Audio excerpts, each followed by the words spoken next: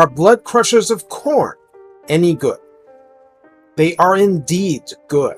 This is a Tier 4 cavalry unit that takes exalted bloodletters and puts them on juggernauts, basically the Khorne answer to Chaos Dwarf machines, fashioned in the form of a horse, both brass and demonic beast. In other words, it's pretty awesome. Against infantry, it's flat out ridiculous. Please like, subscribe, comment, and consider donating to my Ko-fi page. All your support helps. Arigatou gozaimasu. The first thing I want to get out of the way is that the cost of Bloodcrushers is no more than the Tier 3 Chaos Knights, the ones without lances. You're arguably getting a better unit in most respects, but Chaos Knights have frenzy. Point being, neither is more costly than the other in campaign. I'll come back to this comparison a tiny bit, without being excessive. The Juggernauts transform this into a unit of only 32 models on Ultra, so 7648 HP is spread amongst them for 239 HP per model. That's a lot more than an individual Chaos Knight. Armor is 100, reflecting the resilience of the mount, and this is important because Bloodletters just do not have heavy armor by themselves. There are no shields here either, but there is the armor. You get the standard 20% physical resistance and 25% spell resistance, and of course, they'll be banished if shattered, but 75 leadership means that won't happen easily.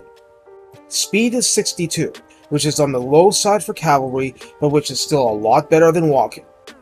Melee attack is 40 base with magical attacks, and not flaming attacks, which separates them sharply from Chaos Knights, which are the reverse.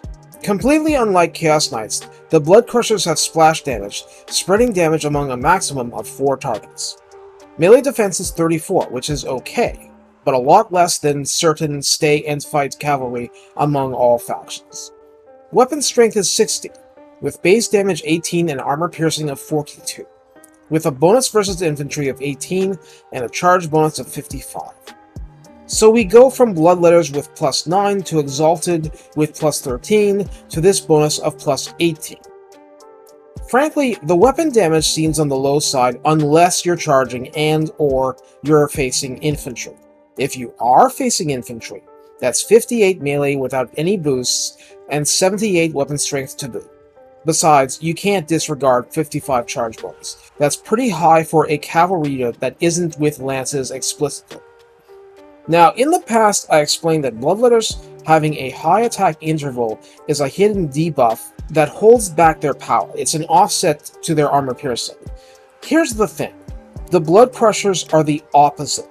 Their attack interval of 4 is on par with Chaos Warriors on foot. That means they're dishing out that damage over and over again, splashing and spreading the pain around, and penetrating considerable amounts of armor in the process.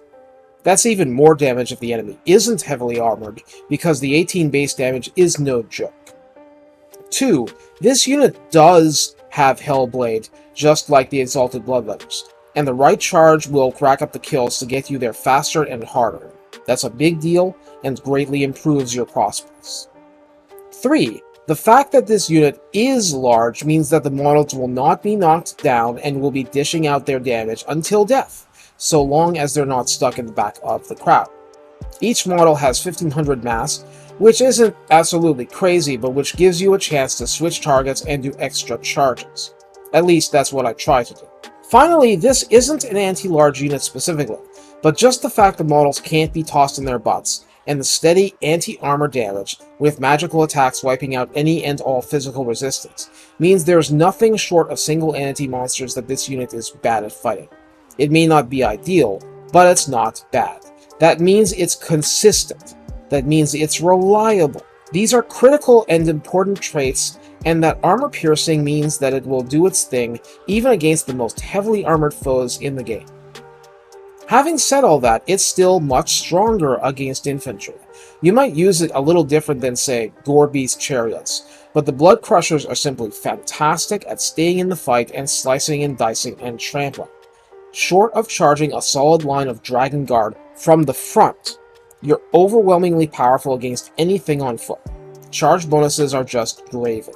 Speaking of gravy, which is good, the red line skill Skull Takers that applies to Bloodletters also applies to Bloodcrushers, so that's plus 6 melee attack applying to every swing and trample, with +9 to the charge bonus for extra sauce.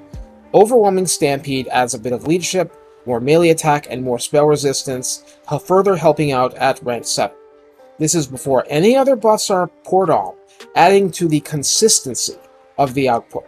Exiles of Khorne tech helps out in the form of 50% fire resistance, a must-have if you do not befriend Chaos Dwarves. That's the only specific one in that tree, but this can go from useless to godly depending on the matchup. And that's it for my unit focus on Bloodcrushers. Take care and have fun squeezing blood out of Khorne's foes, or something like that.